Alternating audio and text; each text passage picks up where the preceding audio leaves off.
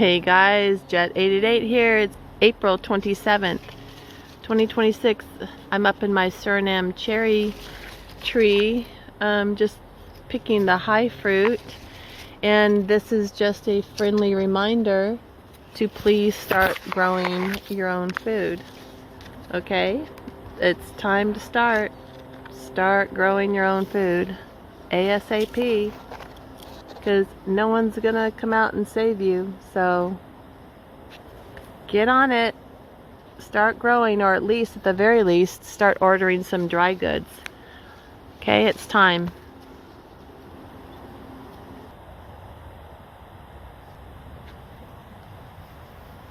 This is a Madeira vine. It's like a demulcent, grows super easy. It's good for the digestive system. It's quite prolific the way it can grow. Look at that. It grows really well, real easily. Madeira it's called. But don't feed livestock with it. Mulberries are easy to grow. Livestock can eat this.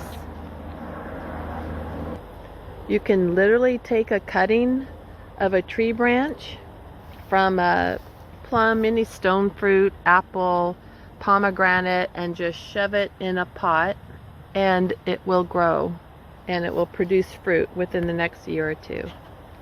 Learn about your growing zones and try to focus on plants that thrive in that condition, those conditions, so it's easier for you to be successful with them. This is called a miracle leaf. And allow things to free seed, so you don't even have to think about planting. They just come up, and it's a constant yearly, year-round food source. Keeps coming up. This is a form of brassica, like broccoli kind of plant. It's not broccoli though, but it's a form of it. It's going to seed. The grapevines are coming in. Just give them a place to grow. They'll start doing it. They're growing high and low. And always having a kind of source of vitamin C, because we need vitamin C. It's good for blood, so you don't get that scurvy stuff going on.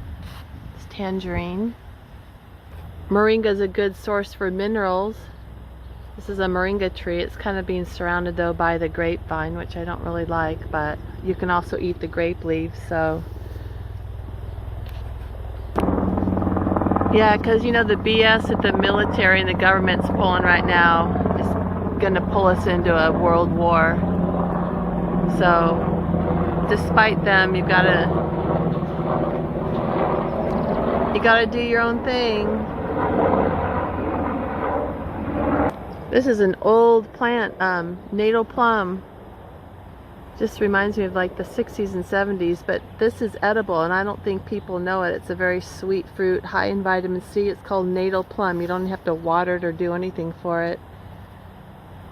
So look at that. Try to find that in your neighborhood if you don't have one. This is a picture of the natal plum. It's sweet. This one's not completely ripe yet, but again, a source of vitamin C.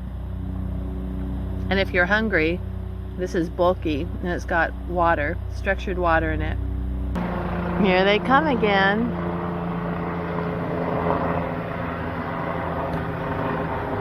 These things just grow wild. I just let them grow wild, and they've got the purple nutrients. Is xanthan, or what's that called? I can't remember the nutrient that's called, but the chickens love these. Wild, they're sweet.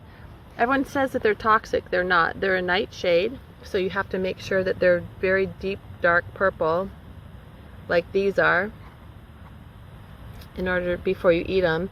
But they also have nicotine in them, and nicotine is very medicinal, even though people try to tell you it's not.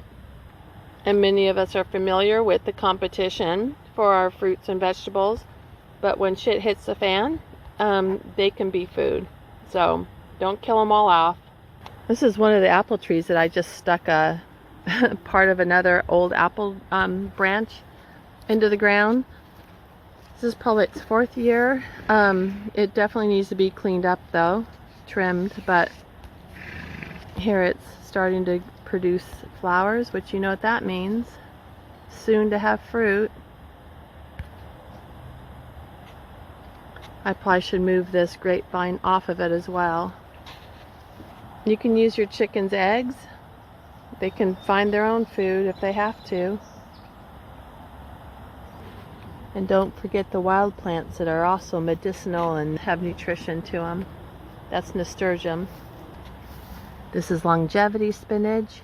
It's highly nutritious, has a lot of good medicinal properties to it. Very easy to grow.